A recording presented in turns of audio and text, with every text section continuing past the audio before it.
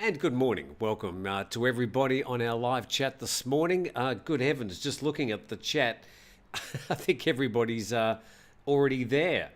So, Thug Life. No, what am I saying? Starting with Richard Parsons saying, "Hi Tim, best wishes from Richard in New Zealand, dreaming of living in Thailand in the future, perhaps when visas are easier." Now, well, good luck with that. And welcome to everybody. We've got, just moving that out of the way, John, Vince, Nikki, Frank, Hans, a lot of the same old team, all having a chat. You've been there for about half an hour, and I don't really have to do anything. In fact, see you later. Thanks for joining us. I better go on. Frank, just shut up for a moment. The Snives, who else have we got? So everybody's there, the whole team, solving the world's problems. Kimmo, hi Kimmo, welcome to you as well. It's just me today, not Nick. Nick's having a day off. Now I've got a few things to talk about. In fact, I've got quite a lot to talk about. I'm going to be having a talk, I'm going to be updating you about the 45-day visa waiver. A lot of people asking about that. And it's currently the 18th of March. Well, it is here in Thailand. And we've only got a few more weeks until the end of March when the 45-day visa waiver is set to conclude and go back to 30 days. Also going to have a talk about His Majesty the King's eldest daughter and her current condition, and the yellow card, red card thing that was going to start in Phuket. We'll be talking about that as well. So hopefully you can all hear me okay. I'm actually going to start with some, quite important news. I suppose we have to cover this. And that this is from CNA, Channel News Asia. Thailand prepares to dissolve the parliament ahead of the election. And the Thai Prime Minister, Prayut Chan-o-cha, said yesterday that he had prepared a decree seeking to dissolve the parliament ahead of an election, an expected step as his government heads into the last week of its 4-year term. So this elected Prayut government has indeed run its full term, and they're currently just seeking the signing of a piece of paperwork. The decree would require the approval of the Thai monarch and would take effect once published in the Royal Gazette. An election must take place 45 to 60 days after the dissolution. The next part of this is quite frank, probably wouldn't be published in a Thai news publication. The election will again pit the billionaire Shinawatra family against parties backed by the royalist military and old money conservatives in what's been a bitter 18-year power struggle in Southeast Asia's second biggest economy. General Prayut, a retired general who's been in charge since leading a coup against the government of Yingluck Shinawatra in 2014, that's Thaksin's sister, will run under the new United Thai Nation Party. So he's split from Palang Pracharat, and he's actually going to be running as an MP. The first time he's actually run for an elected position. He'll be up against Patongtan Shinawatra, the youngest daughter actually, of the former Premier Thaksin Shinawatra and Yingluck's niece. She's 36, also about 7 months pregnant, and has led General Prayut in opinion polls for months as the top choice for Thailand's next Prime Minister. Per Thai and its previous incarnations have won every election in the past 2 decades, but 3 of the administrations were cut short by judicial rulings or military takeovers, and that's the point. So it looks like we're going to have the election in full swing. It's been happening in de facto mode, a sort of an election campaign really over the last 2 or 3 months as parties or people have been leaving various parties and forming new coalitions.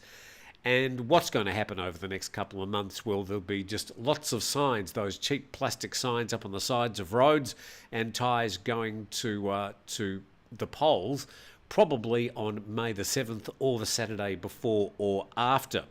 Now, another version of that story from Bloomberg, and Thailand heads for election as PM orders a House dissolution, and they're expecting that it might happen on May the 7th, but a final date will be confirmed later on. This is the one of the polls, the most recent NIDA poll, and this is polling the people who they'd like to see as Prime Minister. and Pro trails behind in pre-poll popularity surveys. And you can see Pattongtarn Shinawatra, who is probably going to be the prime ministerial candidate for the Thai party, are way ahead in that particular poll. Now, there's a few other things to note there. We've got Prayut Chan-o-cha in the pink, and he's polling along with Peter, who is the head of the Move Forward Party. Now, it's seen by a lot of pundits that the Move Forward Party and the Thai party will probably get a large chunk of the primary votes, and they'll form some sort of coalition. If they have over 50% of the MPs, then they'll be able to choose their own prime minister. If not, then the lower house and the upper house of hand-picked senators will then get to choose a prime minister. So an interesting situation where you could have a opposition or progressive sort of government, but the military people in the Senate saying, I think we'll back a conservative prime minister. So you could have Prawit Wongsuwon or a return of Prayut Chan-o-cha as the prime minister leading a progressive government, which could be quite interesting. Who knows, it might work. Another thing to note in this particular survey is down the bottom there in the yellow, the situation of Anitin Sharvirakun. He is the leader of the Phumjai Thai party and also the author of the decriminalisation of cannabis in Thailand on June the 9th last year. And he's barely polling at all. Now, without his party getting, well, I don't know, 10, 20% of the primary vote, he's not going to be in a position to form a coalition with anybody to push ahead with a cannabis bill. And as I predicted yesterday, and I say it again, and I'm not just making this up, but I can see if what we see in the survey ending up as a reality after the poll, then it's going to be very difficult to see a future of the decriminalisation or a further decriminalisation of recreational use of cannabis in the future.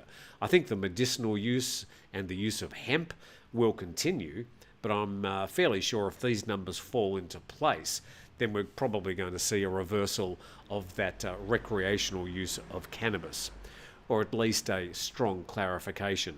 So that's news about the election on the way. Let's see what people are saying. Hit the like button. I couldn't agree more. Scott D's got a question. Will the burning season and the subsequent lack of quality of breathing air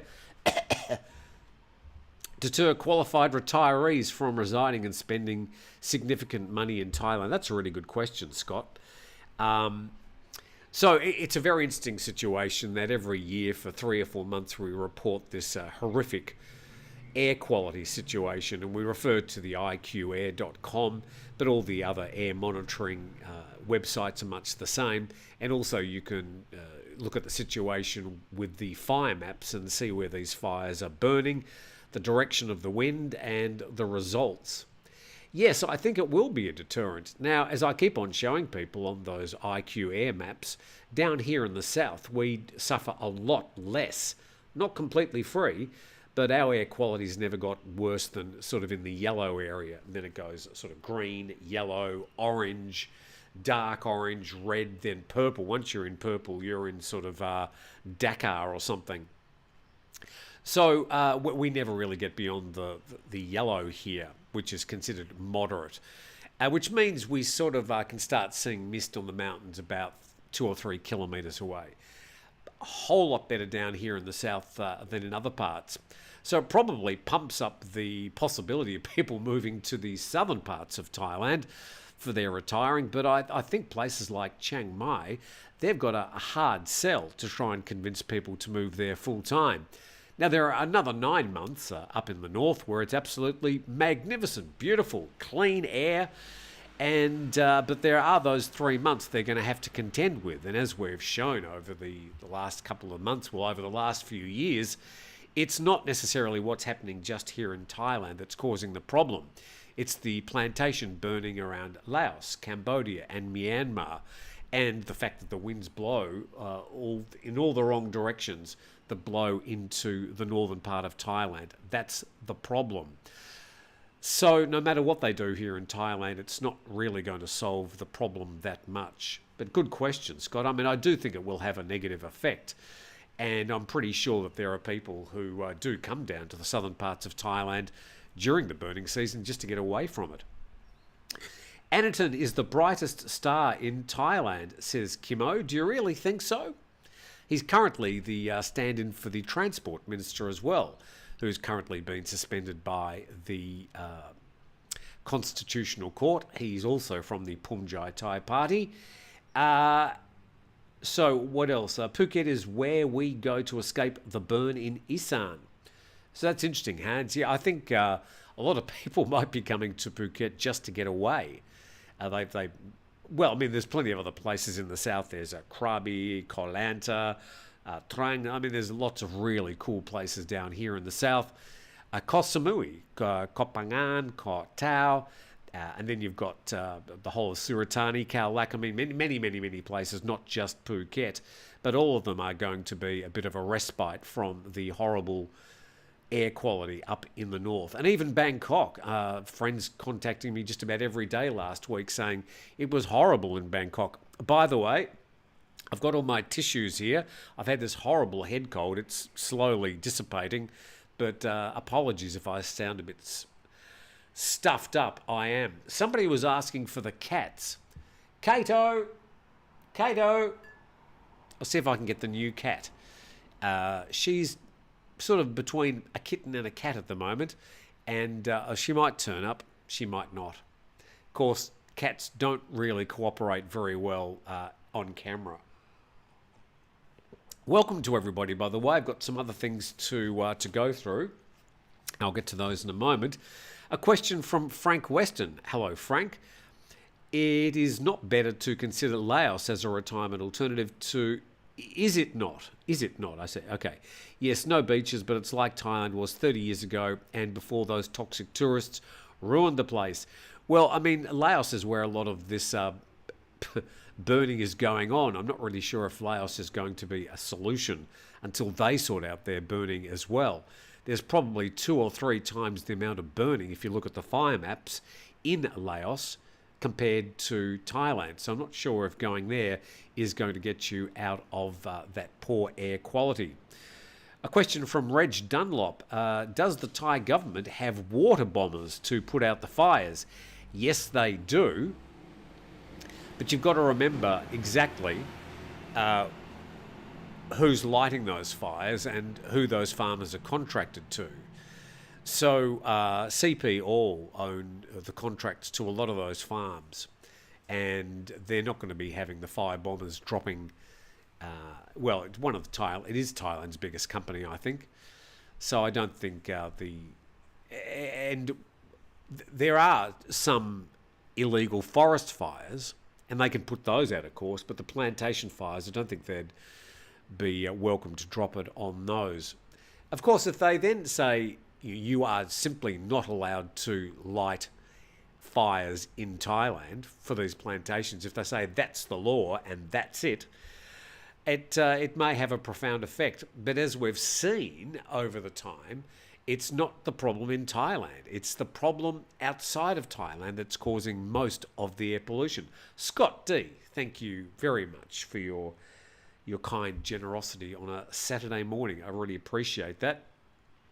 Appreciation for continued excellence in broadcasting. Good heavens. Excellent content. Hello from Chicago.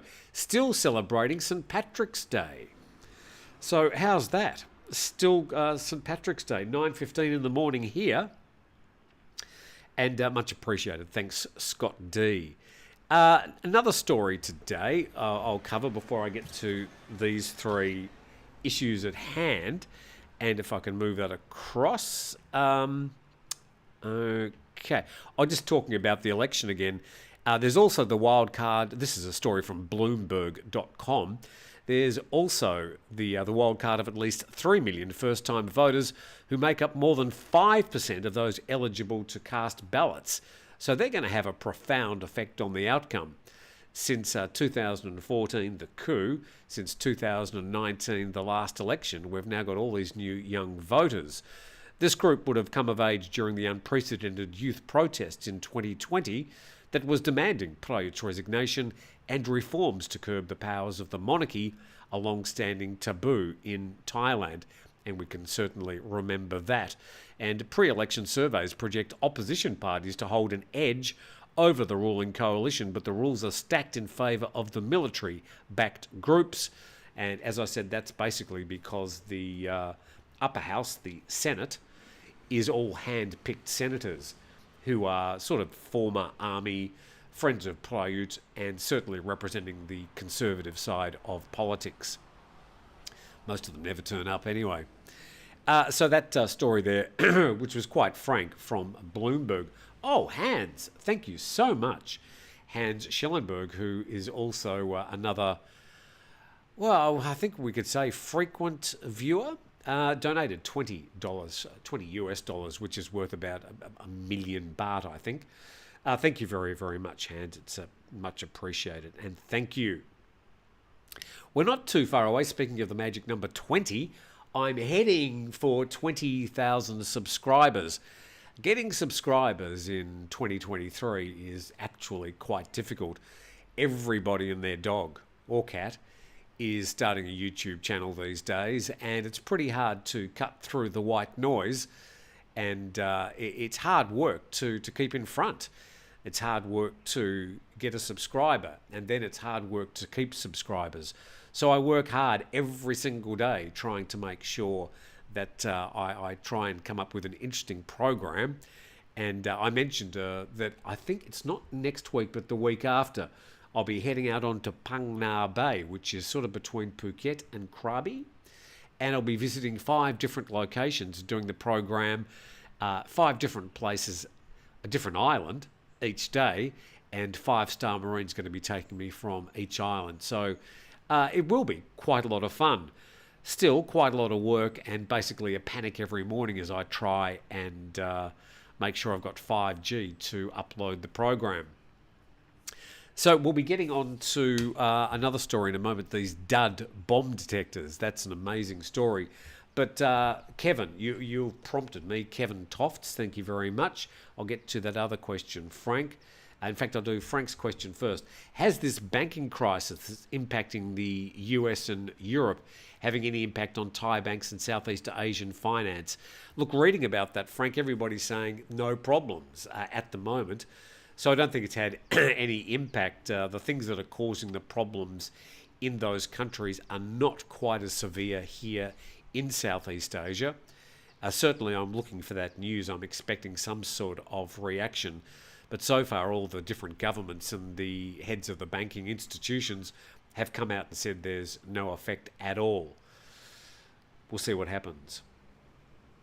Kevin Toft, any more news on the 45-day visa? Okay, so last October, they decided to extend the visa waiver from 30 to 45 days. The visa waiver, or the visa exemption, is the way that you arrive from about 64 different countries, including Russia.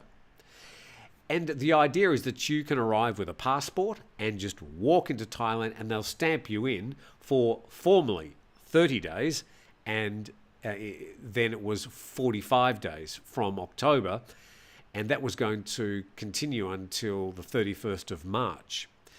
On the 31st of March, unless we hear otherwise, it's going to go back from 45 days back to 30 days when you arrive.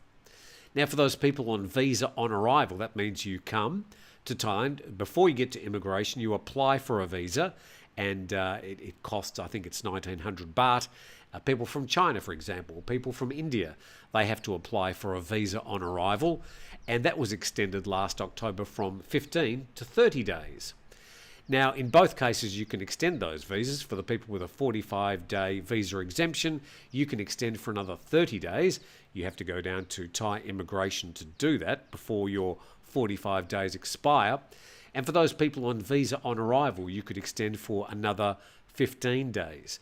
Now, at the moment, there is no information that I can find, and I've spent quite a lot of time this week digging deep. I've also noticed that quite a few other YouTubers have been talking about it. We all think it'd be a great idea to extend the 45-day visa waiver process, even up to the end of this year, as Thailand tries to sort of get its tourism back underway again. But at the moment, as it is right today, and that's the 18th of March, the 45 days will go back to 30 days, automatic stamp in your passport on the 31st of March. I do expect it to be extended, but at the moment that hasn't happened. KJ, hi KJ, I've got a question. I'm not up to date on the Thai constitution. Will the hand-picked senators have the ability to block any constitutional amendments not in their favour? That's a really good point. So you think, okay, an opposition government comes in, a progressive government, and they think, oh, we're going to rewrite the constitution, and we're going to make the Senate have to be elected. So the Senate would be elected members. Now, in some countries, like even in the UK, they've got the peerage system, the House of Lords, I think it's called. They're not elected. So it's not just Thailand that's got a hand-picked upper house. Now, in Australia, we do have elected senators, and it's not without its faults. But in Thailand, indeed, you do have the hand-picked senators. Now, for them to vote themselves out of a job is sort of unlikely. So I think that's a really good question. I also think that if the opposition get like a large chunk of votes, that the Senate probably will back a opposition prime minister, because the will of the people will be there. The mandate will be there for them to select their own prime minister. And I don't really think the senators will stand in the way, but I'm just making that up. I don't know. There's a lot of water that will need to flow under the bridge between now and the election, and then between the election and the time a government is formed and a prime minister is selected. Even if the election is on May the 7th or the week after or before, it's going to take at least 2 or 3 months to form a government and to elect a prime minister. And that happens before they start sitting down and voting on things and coming up with new bits of legislation, including a cannabis bill. Let's go to the next question somebody sent. Hopefully that helped you a bit, KJ. I mean, I don't really know, but I can't see the senators voting themselves out of a job. The princess, the king's oldest daughter, and presumably one of the people that could have been an heir to the throne, she fell ill back on December the 16th last year. There were a lot of various reports, including some from overseas that I can't actually repeat. But she was taken eventually to a hospital in Bangkok, to the Thammasat or Chul. I think it's the I can't remember, but a senior high-quality medical centre where she's been basically in a coma ever since, and being, well, I think we could say, kept alive by artificial means. Now, the palace has made 2 announcements about her condition, one saying that she was stable, and the other one announcing basically that she was on some sort of respiration system to keep her alive. And here we are on March the 18th, December, January, February, March. So nearly 3 months to the day, and we've heard nothing, no updates. And now I said at the time, and I think I can probably say again, that the princess won't be walking out of that medical facility. So let's see what happens, but no official update. And I have to say that 3 months down the track, it's starting to get a little bit strange and slightly bizarre that no official announcements have been made. And the other thing I've got to talk about, Miranda, I'm not starting a channel, but I live next door to YouTube. I don't understand that, Miranda. You might have to expand. I was also going to have a talk about the yellow card, red card thing. This is the way that they're going to try and keep naughty foreigners in check in places like Phuket. So I'll give you the latest on that in just a moment. Just addressing some of your other questions. The whole thing's gone crazy here. Is no news good news with regard to that 45-day visa extension? We are coming again. Just need to clarify that it's not a visa extension. It's a visa waiver or a visa exemption. It's the lack of a visa. So when you come here from one of those 64 countries, you can arrive without having to apply for a visa. And all they're putting in your stamp is the date that you have to leave the country. It's not actually a visa. So it's a visa waiver extension of 45 days that you're looking for. So, no, she's not a Bumrun grad. She's at the... it's either Thammasat Medical Centre or Chulalongkorn. It's one of those famous ones. I'm sure it'll come to me, but it's beside the point, really. She's still, as far as we know, in, it says Chulalongkorn Hospital, Ben Hayes. Thank you very much. Anyway, the situation remains that it's just a bit bizarre that 3 months later they haven't made an official announcement of pretty much what most people already know, and it actually happened back on December the 16th. But for whatever reason, there has been no official announcement. Bumrun grad is darn expensive. It never used to be, says Thug Life. Yeah, Bumrun Grad Hospital is certainly one of the, if not the leading international hospital, and probably, yes, the most expensive. When you go there, though, and you walk into the reception, it's chandeliers on the roof and people dressed in ties and Rolls Royces and Audis stopping out the front. It's quite a sight to see when you go there.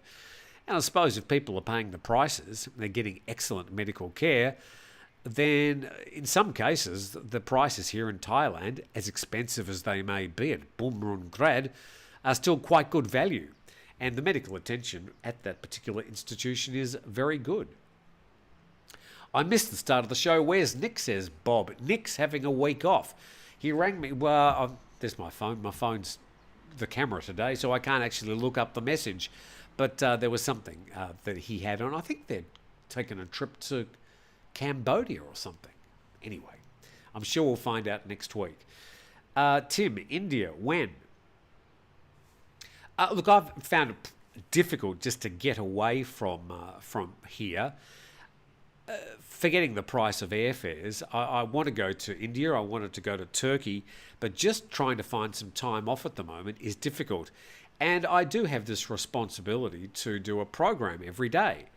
So wherever I go, I have to try and make sure that I've got good enough internet so that I can do a program each morning around about the equivalent of 9 a.m. Thai time.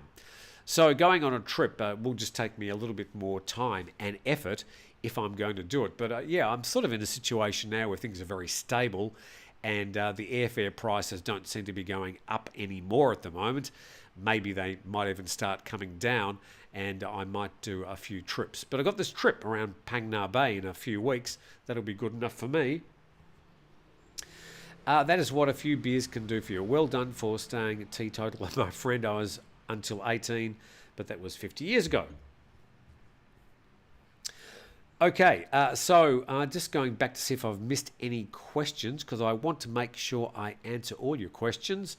Are you choking on a fur ball? No, the cats aren't the problem. I don't have an allergy to cats. But I do have an allergy to, well, it's not an allergy. I've got the common cold. It's as simple as that. Do they need permission from the Thai royal family? Is Thug Life asked that question. Is this to call an election? Yes. To dissolve the parliament, the Thai Prime Minister has to make that request to the head of state in Thailand. So it's basically just a rubber stamp, a sign, so there won't be any controversy over that. That signature will be given, and there will be an announcement sometime early next week of the exact date of the next general election in Thailand. But yes, constitutionally, same thing happens in Australia. They have to get a signature from the Governor-General if they want to dissolve the Parliament and call an election. And it's usually, I think it's the same in Australia, it's the Prime Minister's prerogative to decide when that date is. As far as here in Thailand, this Prime Minister has run out his 4 years, the 4-year term. He's actually run it right out to the end. Could have called an early election for one reason or another, but he hasn't. So whether he likes it or not, he does have to dissolve the Parliament in the next week, before, I think, March the 23rd. Stephen Richter says, if you want to do anything other than a tourist visa, I recommend you get a Thai visa consultant. It will save you a lot of time and money. Well, I mean, that's been a sort of a common theme here. A lot of people disagree with me. But yes, if you do want to apply for any of the long stay visas, a B visa, a retirement visa, anything to do with a marriage visa, education visa, even any of the long-term residency visas, which are up to 10 years, which have been an abject failure so far. But yes, if you do want certainly the first time, not just the extensions, but the first time you apply for those visas, I would warmly recommend investing in a visa agent to do that for you. At the moment, certainly here in Phuket, Pattaya to a lesser degree, but other hotspots in Thailand, there seems to be quite a few delays in getting a new visa. The application takes longer. They're certainly asking for more paperwork, and they are crossing the T's and dotting the I's a lot more than they have in the past. And this was noted by Ben Hart from Integrity Legal in one of his blogs during the week as well, that there seems to be just a delay in getting a new visa. So if you can't just arrive and get a stamp in your passport at the moment, if you do need to actually apply for a visa, then just make sure you've given yourself enough time. And I would recommend that for the first time that you do use a visa agent. You're well entitled to do it by yourself. You can just go to the Thai embassy website in your particular country and go crazy. Do the application yourself. I just think you might hit a few roadblocks, more roadblocks than you may have seen in the past. But that's just my recommendation. I'm not recommending any particular agents. If you do want an agent, I wouldn't be looking through Facebook. I'd be relying on a recommendation from a friend. There are scams out there, and there's plenty of visa agent scams as well. So just get a recommendation from a friend about what you should do or who you should go to for the help of a visa agent. Just my opinion. Why not make a 60 or 80-day visa on arrival? Okay, so again, it's not a visa. This 45-day visa exemption, yes, it could be 60, 80 or 90 days, and I think it would be fine. The problem we have at the moment is there's quite a lot of people coming in from two countries that have proved slightly problematic for different reasons in the past. Now, there's quite a lot of controversy about the Chinese people, some 3,900 who got those, who basically bought visas, and it's a big scam, and it involves up to 100 immigration officers and 3 Thai generals as well. So that's a bit problematic. So any Chinese people applying for visas are having to go through a lot more checks than they used to. And then the second problem is the influx of Russian people at the moment, which is certainly the most numerous arrivals from any country at the moment. And a lot of their automatic 45-day stays in Thailand are coming to an end, and they're desperately trying to extend those visas.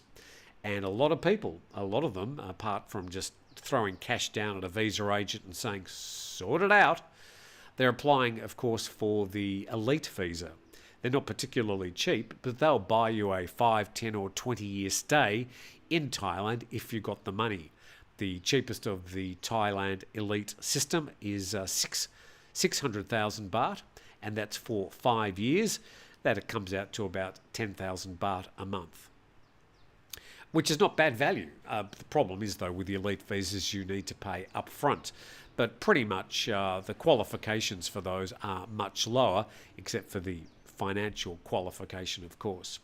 Question from Frank Weston is no news. Oh, yeah, I think I've addressed the 45-day visa thing. It's not a 45-day visa, it's a 45-day visa exemption. The visa on arrival, which is the currently 30 days, will go back to 15 days at the end of March unless they extend it. That's for like second tier countries, covers China, India, Nepal, blah, blah, blah, blah.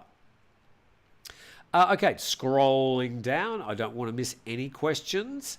Morning, Tim. Just joined you. The weather in Jomtien the last 2 days has been best for a long time. This is from Up To You. I go out in the sun for 1 hour yesterday, and it's first time I got sunburnt. Good feeling every now and then, just to get a little bit of extra UV on the skin. Make sure you wear sun cream if you're going out for an extended period. Hey, Tim, you seem to have more passes there than a brothel in Bangkok. More passes? I love cats, but abhor dogs. Used to have 7 cats. You seem to have more passes there than passes. I don't know what you're talking about. Frank, I'm sorry. I've lost the plot. Morning, Tim. Just joined you. Ben Hayes, a wife in power is better than the current general mafia. Yes, we could have another female prime minister in the next 2 or 3 months.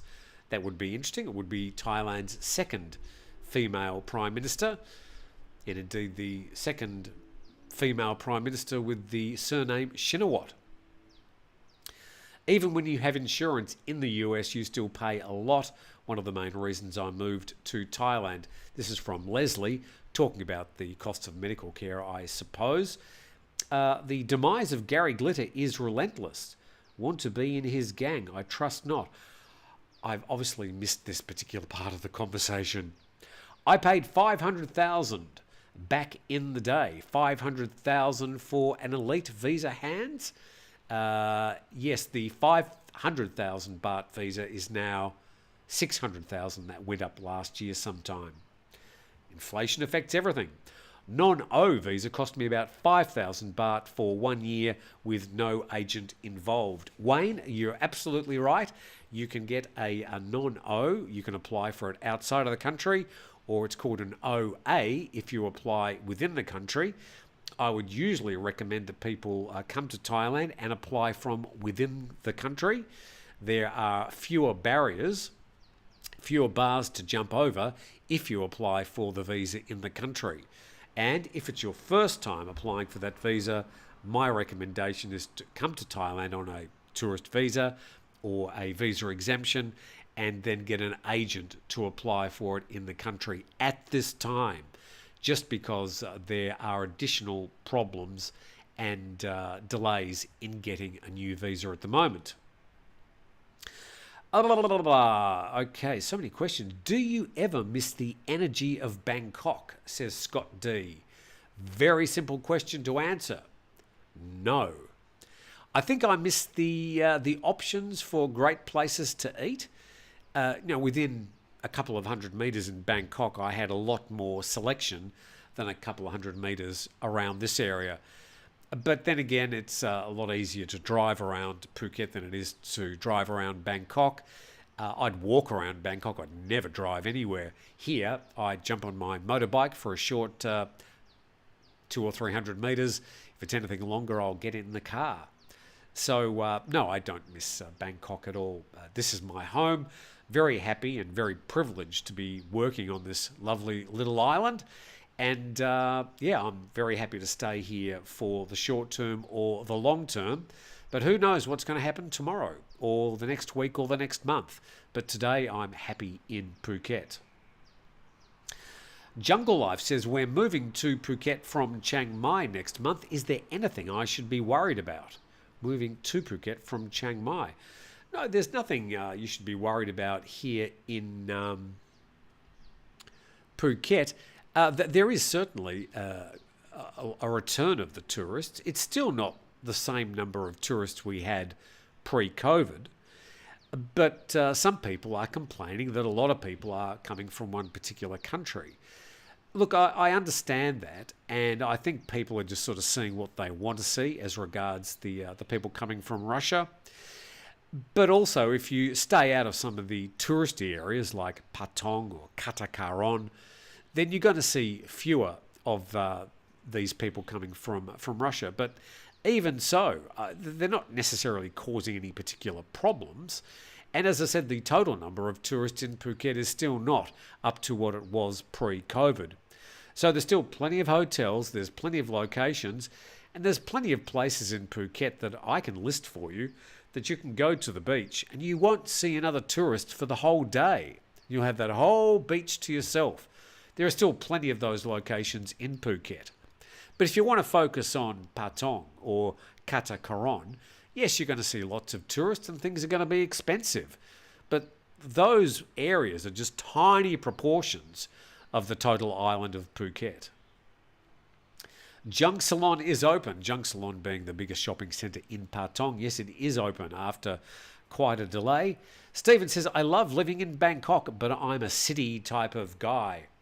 Yeah, look, I didn't mind living in Bangkok. I was up and back every single week from Phuket to Bangkok. I enjoyed going to Bangkok. I enjoyed working there. But I loved getting on the plane and coming back to Phuket every Friday night. So, I think Bangkok is a big, exciting, noisy Asian city. And there's plenty of temptation there for those people that want to have a good time. But for me, the island life is fine. And I can find more noise and more people and more tourists in a Western-style shopping centre within a 20-minute drive of where I am. But I just choose most of the time to live a slightly quieter life with my head in the computer and writing stories and doing daily vlogs like this. Tim, you told us you're waiting for your EV. Will it be an MG or a BYD, asks Alpha Bravo. Oh, yes. Look, there's a bit of a saga at the moment. I've also got another business on the go at the moment, which I may or may not tell you about in the next couple of weeks, depending if it happens or not. So I'm just keeping my available cash available at the moment. So the EV's been pushed aside. If I do buy a new car, it would certainly be either the MG4 or the BYD Atto 3. The BYD Atto 3 I've already paid a deposit for. So one of those will happen. I think they're both excellent cars, and I've been very impressed driving both of them. Probably the Atto 3 is the one I'd really like. I particularly like that huge sunroof. Enormous sunroof, and it really gives you a great driving sensation. But both are really excellent cars, and I'd be happy with either of them. Scott D, funny yet true comment. I miss eating at the Foodland lunch counter restaurant with fresh food and people watching action in Bangkok. Where's the Foodland lunch counter? You better tell us, Scott D. Or is it a Tesla, asks Hans. No, it's not a Tesla. And we've got lots of really good choice when it comes to EVs now. I noticed that BYD has just signed up to open its electric vehicle manufacturing plant in Rayong. I think that's going to open sometime later next year. So that means the Great Wall Motors will also have BYD. So two of the biggest Chinese manufacturers in electric cars opening manufacturing plants, not just assembly plants, but manufacturing plants here in Thailand. And it augurs well for electric vehicles in Thailand. Some people have attacked me during the week saying, oh, electric cars, you're going to get electric magnetic radiation and the batteries blow up. They're sort of painting a picture of things back in the early 2000s. So the latest batteries in these cars are much more advanced than those early batteries, which did have thermal problems. But there has been so much technology thrown into these batteries that the second, third and fourth generation of car batteries for the latest crop of cars are greatly advanced, and they will continue to be advanced, and they'll continue to become safer and more reliable and carry a longer charge and take cars further and be lighter. So I think we're in the very early days of electric vehicles, and of course they can only improve from where they are at the moment. A question, do you feel like a foreigner in Thailand or totally integrated individual, or perhaps a bit of both? Probably the latter. I feel like a bit of both. I don't feel totally integrated. I mean, I don't speak Thai. I speak Nidnoi. I speak a little bit of Thai. Order my food in Thai. I can go to the counter and pay for things and ask for prices. But my Thai is very perfunctory, and I don't think I'm ever going to be a good speaker in Thai language. So I'm never going to feel completely integrated. But I very, very rarely sort of are made to feel like a foreigner. And the times that I do is usually just my own uselessness. 90... Kimo, thank you very much. I think. Kimo making a donation for the program. Appreciate that. Frank, question. Did the Thais enjoy St. Patrick's Day? Look, I didn't go down to any of the party places, but I bet they did. I'm absolutely sure. The Thais celebrate absolutely everything, and I'm very sure there would have been a lot of green down Bangla Road and the party areas in Phuket, in Pattaya and Bangkok over the past 24 hours. There's a great Mexican restaurant on Sukhumvit 71, says Stephen. We need names, Stephen. Give us a name. I'm going to go to our next story now whilst you're chatting to each other. And this is from, I have to go to here, from Thai PBS World, the GT2000, the dud bomb detector that cost Thailand $1 billion baht and more. Now, let's have a look at this thing. It's basically a black plastic sort of handle with a sort of a radio antenna sticking out of it. And that radio antenna used to rotate like this. And it was meant to point at a bomb, or the place of a bomb, or drugs. Very clever indeed. Although now synonymous with hoax, fraud and corruption, the GT2000 was once considered a vital tool in the armoury of security forces in many countries across the globe, all now with big red faces. Those false hopes triggered by claims the GT200, not the 2000. The manufacturer was in the UK, now called Global Technical, and the Thai government spent 1.13 billion baht to purchase 1,354 GT200s. This is an astonishing story. Launched in 2001, the GT200 was touted as a detector of explosives, narcotics, and other illicit substances. Gee, walking down the streets of Sukhumvit at the moment, they're going ping, ping, ping. Did they work? The BBC reported that sales demonstrations of the GT200 would be rigged to succeed, with anyone sceptical of the devices publicly humiliated. Users were also instructed not to open the device, as this could damage the sensitive technology inside. And experts who finally opened the devices quickly concluded they were little more than empty boxes. Kimo, thank you very much. €10.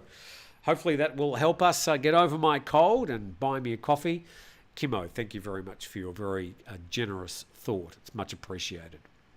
But back to these. I actually, Kimo, I actually got hold or saw one of these GT200s.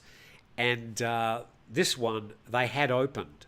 So when you opened this plastic cylinder with a sort of a handle and a trigger on it, what would you find inside? A lot of sort of quite elaborate electric technology, IC chips and things.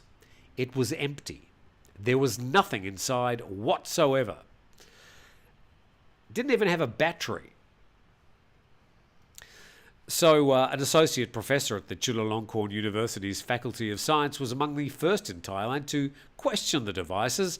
He likened the GT200 to a dowsing rod with no scientific validity and said any success from using it was the result of random chance.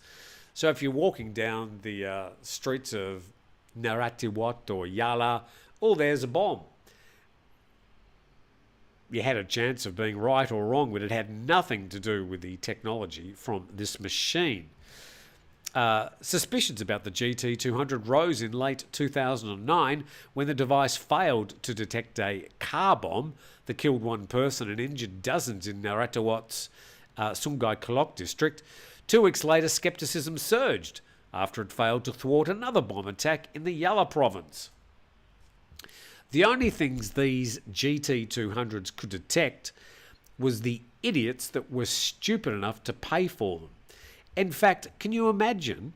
They didn't do enough testing on these and they bought 1,300 of them at a cost of 1.13 billion baht. How could that have been better spent? And then, to add insult to injury, the army also spent 7.5 million baht last year for tests on 757 of its GT200 devices, which were reportedly conducted to support its lawsuit against the supplier. A 6-year-old, you could give one of these detectors and they'd be able to tell you within about 2 minutes that they couldn't do what they were claiming to do. What a hoax. What a condemnation of the Thai army, who spent all that money on these machines that were totally bogus and obviously totally bogus. And then they spent another 7.5 million last year to test these machines. I could build one with an old car antenna and any of the black things here, I could just strap it onto that and call it a GT300. Would they pay me 1.13 billion? You'd think they'd go out and test it first, see if it worked. Astonishing story, and that was published in Thai PBS World. If you go to thaipbsworld.com, you'll see more on that particular story. And this is the final thing I'll say about that story. No top military officers have been indicted for GT200 procurements. All that money spent, all those red faces, all that stupidity and ignorance, and no one's been indicted. Astonishing.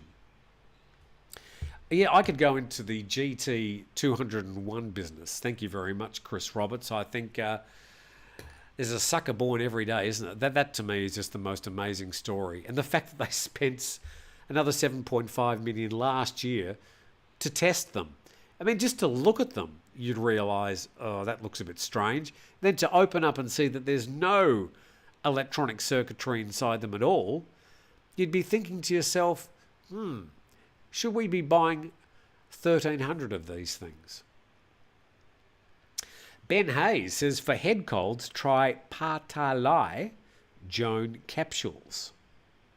Okay, I don't even know what they are. I'm not going to be putting anything in my mouth until I have a look at the ingredients and do a good Google on exactly what I'm putting in my mouth. I don't know what's in those, but I'll check them out. And thank you very much, Ben, for the suggestion. Your show's excellent, says Frank. Well-researched, wonderfully well-presented, communicated with ironic humour too. We're hooked. Thanks, Frank. Hope a few other people are hooked in the future as well. We're going to go to another story now, and this is covered in The Sun. I don't really like this story, but it's indicative of some of the nonsense that's being published overseas about the situation of tourism in Thailand. And of all places, I should know better, it's been published in The Sun, and it says, fight? No, Phuket. Thousands of Russians flee for Thailand to avoid Ukraine war. Call up as they take over top resorts. Take over? And I love the way that they pick those sort of photos of big, heavy-set, even slightly fat Russian people. And the story says that tens of thousands of Russians have fled to Thailand to escape a Ukraine war call-up. Top tourist resorts, such as Phuket, have been swamped with draft dodgers. Russians have been flocking to Phuket and have no intention of returning home. The first 3 sentences are all basically wrong. Some have been taking over neighbourhoods and have no intention of returning home. Figures show at least 233,000 Russians have arrived on the island of Phuket alone since November. they neglected to report that 215,000 of those have returned home. The flood has led to a home price boom, as well as wealthy middle-class arrivals renting or buying to stay indefinitely on residential visas. I don't know what a residential visa is, but indeed anybody arriving in Phuket, be they from Russia or anybody else, if you're not Thai, you're going to have to get some sort of visa to stay here for a long time. And I note that Russian people were allowed to arrive here visa-free for 45 days, but they weren't able to extend for an additional 30 days. But yes, that is true. There has been a home price boom, and rental prices have certainly shot up. That situation also very noticeable in Pattaya, Jomtien Beach, as well as places like Phuket and parts of Bangkok. But this is not a situation that's going to continue forever. This is certainly a surge. Somebody joked with me yesterday, the surge should be spelled S-E-R-G-E, but it's not a sustainable situation. It won't continue forever, but certainly whilst there's conflict in Ukraine following the Russian invasion, there is going to be some Russian people, including younger men, who are going to be trying to get away from having to serve. And one person says, Nikolai, 25, I can't stop the war by being in Russia, but I'll do all I can, and all my income allows me to never join his troops and never fight against Ukraine. So we need to remember that most Russian people appear to be against this war in Ukraine. An insurance broker from Vladivostok, who didn't want to be identified, said the huge wave of young men arriving here for an indefinite period is impossible to miss. And British tourists recently in Thailand noticed the changes. Michael Shackleton, 39, of Didsbury, said in Pattaya, you can't move for Russian men of fighting age. Anyway, that story reported in The Sun. I think it paints a picture that's quite an exaggeration of exactly what's happening. As I've said, my drives around, and I haven't been into the thick of Patong recently, but I've noticed a lot of families, and most Russian people appear to be like any other tourist or people who are setting up for a longer time and they're applying for visas, and a lot of them buying, the wealthier people are buying the elite visas, which allow them to stay for 5, 10 or 20 years. So it's just going to be an interesting situation, but certainly the surge of tourists into places like Pattaya, Jomtien, Phuket is depending on what's happening in Eastern Europe. So we'll just have to see what happens in the future. But that story covered in The Sun from the UK, and obviously it's got its own particular flavour. So let's see what people are saying about that.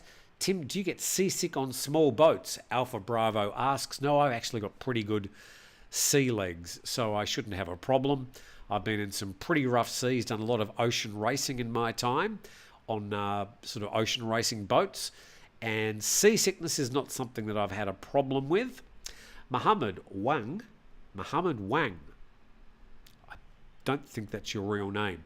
That guy is not Russian. That is my Aussie Uncle Rob.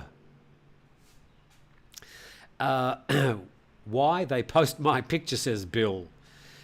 Maybe they just like Phuket. Sure. Look, I mean, if you've got the option of staying in Russia and perhaps being called up to fight against people you've got no problem with and you don't agree with the war, and you can travel and you've got the money, why not go to a tropical resort? We've got palm trees, temples, beaches, and cheap beer. Hans Schellenberg says, can't blame the Russians for wanting to leave Russia, but I don't see them being able to stay long term. Yeah, it's just going to be an interesting situation, but I think we might have peaked out at the number of arrivals, and I think there'll be a steady drop in the arrivals from now on, but it's one of those things that we'll keep an eye on for you. Live stream Grumpy Old Men, please, says Thug Life. Now, I've got an edition tomorrow of Grumpy Old Men I recorded this week when I was at the peak of my sneezing. I wasn't feeling well at all. Steve carried the show. It's on tomorrow, but it's not the best edition of the show. But Steve, indeed, is in fine form, even though I was suffering. I went through about 10 of these in the half hour of recording the show. It must be true if it was in the Sun, says Richard Evans. Yes, we get what you're saying. And I read it with that in mind. And obviously it was quite an exaggeration, but it would probably appeal to people who like reading the Sun. Reg Dunlop says lots of brown envelopes must have been exchanged for a longer stay. Well, you don't need a brown envelope to go to a visa agent and apply for a longer stay visa. You don't need a brown envelope. You just need a lot of cash to buy an elite visa. And we'll be telling you more about elite visas because I will be promoting them on my program in a couple of weeks. So for those people that can afford an elite visa, we'll be giving you a lot more details about those. There will be some people that they'll suit perfectly well. So more about those in future weeks. Mohammed's back again saying the Sun is known for its accuracy, fairness, objectiveness, trustworthiness, completeness. That's not even a word. And the absence of bias. We get the idea. Hans Schellenberg, the last few years, would you check your grammar, everybody, before you send me a message? I have to sort of sort through all your crappy grammar. So, Tim, you're a pilot and a sailor. Well done. Yes, I've got a private pilot's license, and I've owned and raced ocean racing yachts. Not anymore. In fact, I won the 1999 Melbourne to Hobart yacht race. First over the line, first on handicap, and we missed the race record by a couple of minutes. We didn't know at the time. Could we have made up those few minutes? Well, I thought about that for years after. Anyway, it was a memorable race indeed. Okay, so we used to have Thai rappers dancing on the soys in Jomtien. We now have Cossack dancers, says Dam1. Thanks, Dam, and good to have you on the program. Ross Kennedy says re-election opposition will probably get most votes, might get to form a government within 6 paper bags under the table. Don't quite understand that. Look, I mean, it is going to be an interesting time in Thai politics. These opposition parties will probably get the most number of votes, but there's still quite strong forces, conservative forces in Thailand that's going to put up challenges for them to form a government. And as I said last week, I still don't believe that there will be another army coup unless something goes radically wrong. But I'm pretty sure that the Conservatives and the Army will probably let this next government run its course. Wouldn't it be great if they allowed an elected government to run for 4 years at least and then call another election? That would be, I think, the hope that we'd all have for Thailand. Steve Ross Live, that would be great. Oh, no, I'm not sure if the world's ready for that, Luke. No, definitely not. Steve is the original Walter Matthau, yes. T-shirt grumpy old men. We do need to get some T-shirts. Got these ones for me and Nick. Wow, I didn't know about that. No, it wasn't the Sydney to Hobart. It was the Melbourne to Hobart yacht race. Hans says, sorry, Tim, I'm drunk. Thank you for alerting us to that particular problem. Another 3 or 4 comments. 20-year visa is 1 million baht, says Landslink. Yes, for 1 million baht, you can buy yourself 20 years in Thailand. It's as simple as that. You just got to put down the money to start with. What's that, $30,000? Yingluck Shinawat party for the win. Oh, it's not Yingluck, Hans, it's Patongtan Shinawat. She's the 36-year-old youngest daughter of Thaksin Shinawat, and she's also 7 months pregnant. I think that's going to be an issue. Certainly something that the Thai media will gravitate. What's happening with her baby, and is it a boy or a girl, and when's she having the baby? Because I think she's going to have the baby, or she's expected to, pretty much around the election date. So that does throw another curved ball into the election mess. Chris Roberts says, a Thai elite visa has given me 5 years of a relatively easy stay. 90-day shows at Chiang Rai takes about 30 seconds most times. I think there are some people on a Thailand elite visa, especially people living in Bangkok. They might do the 90-day reporting for you, I think. Anyway, I'm not sure about that. Again, I'll find out more about this in the next couple of weeks when I'll be meeting people from Thailand Elite, and I'll have plenty of questions for them. Nico, thank you very much. 25 Australian dollars. Says, "G'day, Tim and the cats from a sweltering Australian East Coast. Did you get your local Thai what to do? Do you get to your local Thai what to do regularly, and how do you compare it with Hardware Heaven, aka Bunnings? Looking forward to 20,000 subs. Let's go." Thank you very, very much to Nico, and also the Snives. I'll get to your comment, the Snives, after Nico. Now in Australia there is this huge hardware warehouse, used to be painted sort of British racing green with red writing, dark red writing saying Bunnings, Bunnings. I used to love Bunnings. You go buy plants, you buy this and plumbing stuff. It was very, very aimed at Australian do-it-yourself. Fantastic place. I used to love going there. And on Saturdays and Sundays, they always had a sausage sizzle out the front where you can get a free sausage and a piece of bread, probably particularly unhealthy, and you could make a donation if you wanted to whatever charity was running it. Thai what to do is not quite as good as Bunnings, I have to say, because part of the Bunnings experience was the happier than happy staff who'd be bounding up to you and they'd have the tape measure ready and they were always happy to help you. What can we help you? Here at Thai what to do, they sort of sit there doing their nails, scrolling through their phones.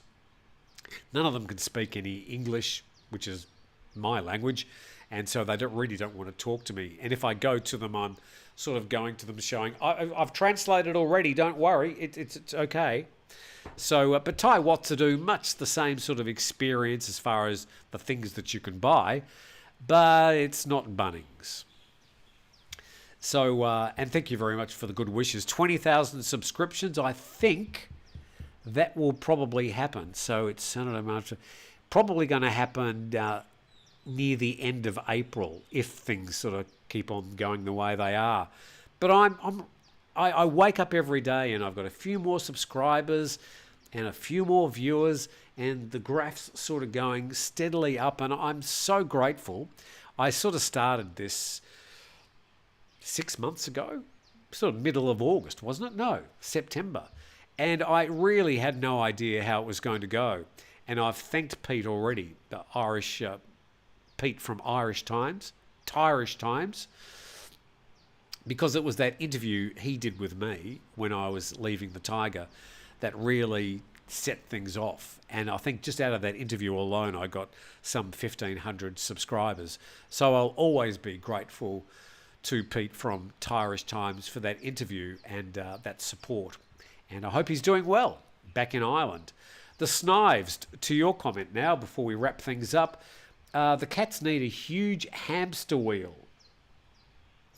Now the thing is, the cats here, so I've got Dusty, Dina and Kato now. And Kato, just like the character in the Pink Panther, is a complete ninja wearing black, and he or she, we haven't quite found out yet, is quite funny. So she's settling in really well. She's now in and out. They've got trees and they've got the whole outdoors plus inside. They've got a complete run of the place. So they have a pretty good time here. They don't really need a huge hamster wheel. And Kato's got the bad habit at the moment of jumping up on this table and chewing the cables. So something we're trying to discourage. And let's see what else we've got here. Oh, from Kimmo. Kimmo, stop. Another €5. Tim, Steve, can you ask tomorrow that happiest country thing? Ah, okay. Well, look, we've recorded the program. But we're talking about Finland being the happiest country in the world, voted by many people. I will do my best to try and bring that up with Steve when I see him next time, but that's a very good suggestion. Where is the happiest place in the world? Let me tell you, Steve, he's got the life. He really has got the life. Despite him being grumpy, he's really got things. He's really got things going his way, and we should show you more of time along. Next time we do it, maybe we'll do it as a walking video, and rather than sitting in his living room. But grumpy old men on tomorrow. Anyway, Kimmo, thank you very much, and I'll ask him that. Okay, so yes, John says, watch Pink Panther YouTube clips with Kato. Now, Kato in those are spelled C-A-T-O.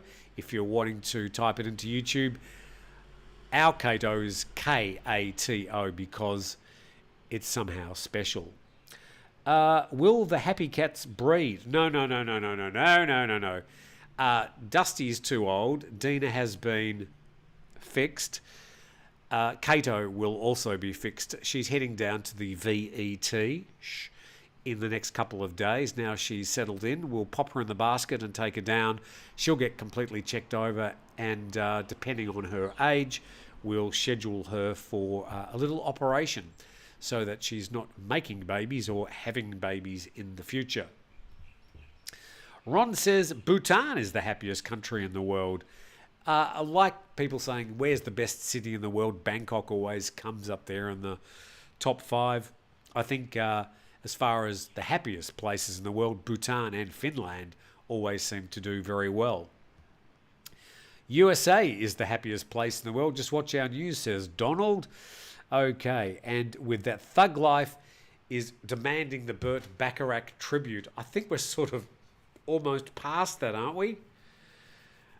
Gee, I can see the keyboard over there. I don't know. We'll just see if I've got time. Just been so busy. But I do thank you very much for joining us today. It's been a bit of fun. We've covered a lot of topics. Hopefully covered most of your questions. But we'll be doing it all again next week. I think I've got Nick back here next week. I've also be heading offshore. I think it's Monday week, and we'll be doing the show from a different island each day. So that'll be fun. So thank you all for joining in. Hopefully you've enjoyed chatting to each other. I'm very grateful for any of you that have taken the time to donate some money. I do spend it on fixing things, buying new microphones, I've had to buy 2 new leads this week. So it's an ongoing process, and I'm every day trying to make the show better. Hopefully I'm learning how to be a better presenter, and hopefully we can continue to improve the program. During the week, we'll try and keep it as short as we can. And then on Saturdays, it's great to have you joining in and throwing in your comments. And yes, I do hope my cold does get better.